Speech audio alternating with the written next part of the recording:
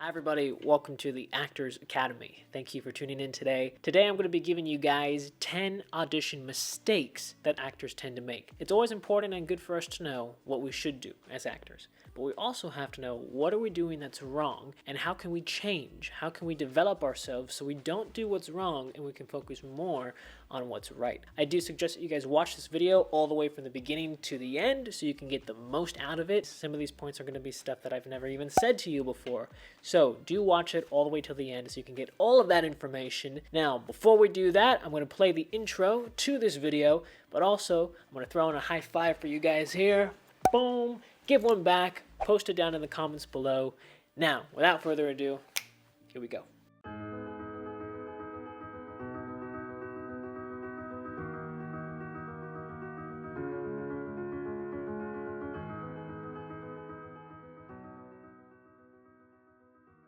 Point number one for the mistake that actors will make for their auditions is having poor eye contact. The eyes are the gateway into the soul. They tell a story. I'm going to be showing you guys some examples here. I'm going to put them on the screen. Dacre Montgomery. I'm also going to be putting up Emilia Clarke. Look at their eyes right now. I want you to see how their eyes are telling a story and they're having strong eye contact. They're not looking everywhere in the room. They're not blinking a ton. They're actually really focusing on the person they're talking to. Remember, when you're being recorded, the camera is getting you from about here. This is what the camera is getting. When you're on the stage, people will see all of your body, but when you're on camera, this is all they're seeing. So the eyes become that much more important because a lot more focus is being given to it just simply because of the mathematics of you only being able to see this much of the person on the screen. Point number two for the mistake that actors will tend to make is that they don't make definitive choices within their scene. What is your character trying to achieve? What is trying to happen in this scene? Is your character trying to help your best friend feel better? Is your character trying to help your friend get a job? Is your character trying to boost your friend's confidence? Is your character trying to belittle this person that they're speaking to? Is this person trying to make the girl of their dreams fall in love with them? What is your character actually trying to do within this moment? You have to come up with a definitive answer and you have to be very specific with it. If you just say, well, what this character wants to do is achieve world peace in this scene. Well, how do you play achieving world peace in a scene? That's very hard to do as an actor. We need to have the finer details to find what we can actually play as actors. So if we go in and we say, okay, how does this character achieve world peace? How would we actually go and try to achieve world peace if we're speaking to a bunch of people and our goal is, okay, world peace, let's look deeper into it. We have to get the people we're speaking to listen to us. So maybe that's your playable action in that moment. Hey, I need to get these people to listen to me. It's much easier to try and say that than saying, okay, your character is going to try and achieve world peace in this moment. So we have to go and find the finer details of what we're going and looking for within the scene. If your detail is too broad for what your character is trying to achieve, it's very hard for you, the actor, to play that. If you could be much more specific with what your character is trying to achieve, it's a lot easier for you to go and play that as the actor. Point number three is not mapping out the journey that your character is going through. So I want you guys to think about this for a minute when it comes to, say, music. Let's say your favorite song. What is your favorite song that you love listening to all the time? That song that you love, that you like so much, has levels in it. There's hills and valleys. There's moments in the song where the song is really big. There's moments in the song where the song is a lot quieter and it's smaller. There's hills and valleys. There's levels within music. The same is with acting. We're storytellers. We're telling a story with the text, the words that are on the page. Now, the problem that an actor will fall into is this. They'll say, okay, I have this scene here, and let's say this scene has just 5 lines for the actors. Really simple, short, and sweet. And let's say the actor is saying, you know, my character, I'm making the choice, he is enraged in this scene. This character is very angry, and here are the lines. Let's say the first line is, I hate you, you're a terrible person. Your second line is, you never do anything right, you always make mistakes. Let's say the third line is, I've done everything that I could for you. That line right there, I've done everything that I could for you. That is a line that a lot of actors would say, okay, I'm going to continue on with the rage. But if we think about music, there being hills and valleys, ups and downs. And if we think about ourselves as human beings, when you have that simple line right there, that could be a line that could be something that hurts inside of you, where you're saying, I've done everything I could for this person. That could be something that's hurtful for you. That could be a different change in your character. And so instead of your character being enraged, maybe for that specific line, they're going to be a little sad. They're going to be hurt when they say that. And then maybe they go into the next line, and then you spit in my face. And maybe for that line, you could go back to the rage and continue on with that. Or you could change and have it be that your character's now hurt when they say even that next line because it's fueled by the line beforehand. It just depends.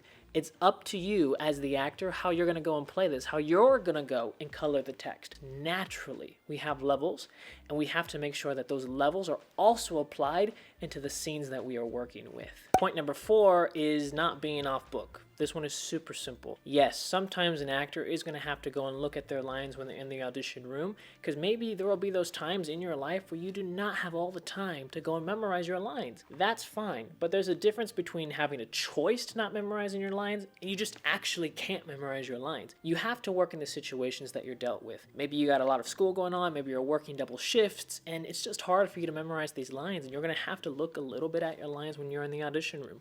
That's fine. That's what you have to work with. But there are a lot of actors out there who have the time to actually go and memorize all of their lines, and then they just simply don't. But it's a lot better for you if you can just be the actor who goes and focuses on the character, what you're trying to achieve, the goals that you have for that scene, instead of having these walls that come up and you're going, oh my gosh, I gotta go and look at my lines. It'll be a lot better for you.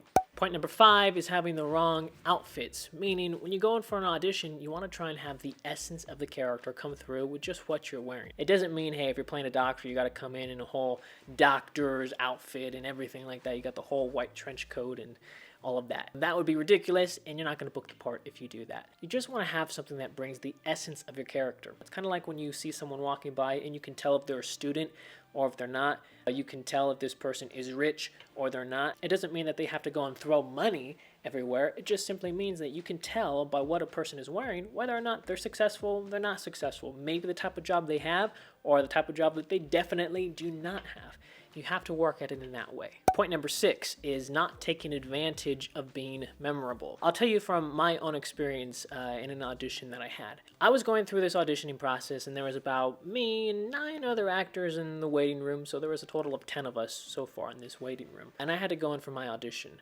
And we were all playing this bad boy type of character. And at the very end of the scene, we had to go and give a gift to the other actress who we would, if we got booked for the part, be working with. Now, probably what's going to happen is most of these actors are going to walk in and they're either going to pantomime and they're going to pretend they have something in their hand, or they're just going to maybe keep their hands in their pocket and not do anything and just say the line. That's what they're going to do. That's what most actors would do. Now, I did all the other work that I had to do. I went and prepared the character, I had my lines all memorized, I did everything that I needed to do to go and be the most memorable that I can. Meaning that the better my acting is, the more memorable that an actor will naturally go and be. But there are other things I can do to even help myself a little bit more. And it's those moments that I want to try and take advantage of as an actor to help keep myself memorable in the eyes of the casting director. Because even if I don't get booked for this part, I'm hoping that, hey, maybe they'll bring me in for another part that they think I might be good for. So at the very end of this scene, I'm supposed to give a gift to this other actress if I got booked for the part. So what I did is I ended up taking off my necklace that I had at that time, which was not this one, but I took off my necklace and then I held it out and I said, "This is for you." And it was a very simple gesture, a very simple thing to do, but it helped me stand out a little bit more from the other actors who are coming in. Yes, I already did all the work that I had to do. My acting was there. It was present in the moment. But I added that little cherry on top, which was just taking the necklace off and holding it out. It might be that little thing that the casting director, when they're going through at the end of their day, going through and trying to remember all the actors that they saw, because if let's say they see 50 actors in the day, then they're trying to go, wait, who is this person? Who is that person?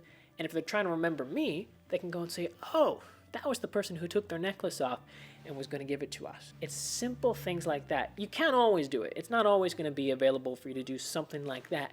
But if you can find it, and if you can take advantage of it, it will help you become a more memorable actor. Now for that part, I didn't specifically book that part, but about a month and a half later, I got called into that same casting office with the same casting director for a completely different part, in a different role, in a different movie. So the point is that if you can do this, it can be a real benefit for you to stay memorable. For the next point, it's not having your self-tape situation already planned out for yourself at home. This does have to do with you being at home. These other points were more so if you're in person. But have your self-tape planned for at home, because you're going to have to do both. You're going to have auditions where you're going to be in person. You're going to have auditions where you're going to be at home. Have your at-home situation planned out. Have it where, hey, you got the lights you need. You have the microphones you need. You have the camera you need. You know where you're going to go and be doing your self-tapes from. To make life easy on yourself, just figure out ahead of time. Figure out your self-tape situation for at home so you don't have to figure it out the day you get the audition. Have it all pre-planned beforehand. Point number 8 is not treating them like human beings. The casting directors, they're normal people. They're everyday human beings. What we tend to do sometimes is put them on a pedestal. When we put them on a pedestal, we tend to make ourselves nervous and scared and shy, and we start to think, oh my gosh, I hope they like me. I hope I do things that get me booked for this part. It makes it really hard on you. Whereas if you were just gonna go and your casting director was your best friend, then you know who they are. Well, if you walked into that room, you'd be confident and comfortable. You go, oh my gosh, this is such a relief because I know who you are. It's a lot easier in that situation for you to have a great audition compared to if you put someone on a pedestal. So simply stop putting these casting directors on a pedestal and just treat them as a human being. Put them on the same level as you. Point number 9 is some actors simply start pursuing this career a little too early. As an actor, you want to be confident when you're going in for your auditions. You want to be confident in your work.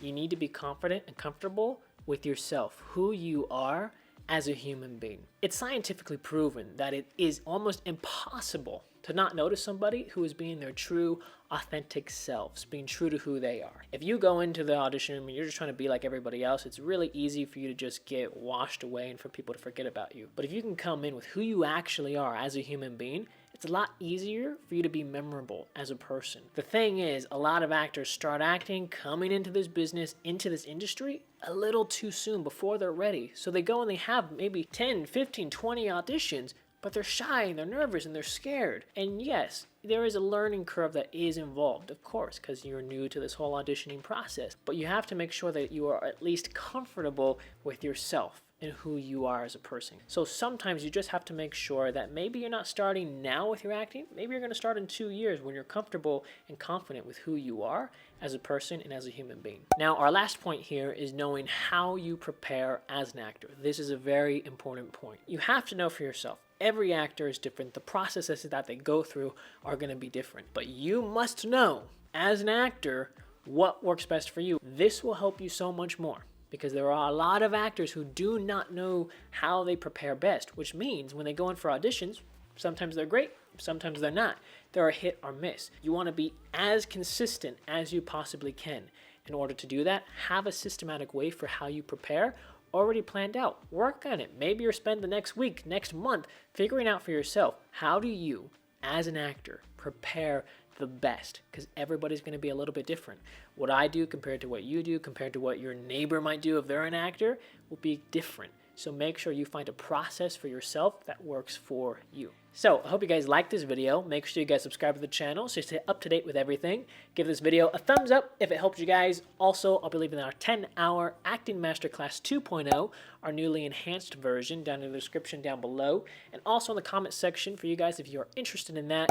It's the great way for you guys to go and work and really develop on your acting and take it to the next level. Also, I'll be leaving our 10 acting resume templates in the description as well. All right, I'll see you guys next time. Thanks, guys.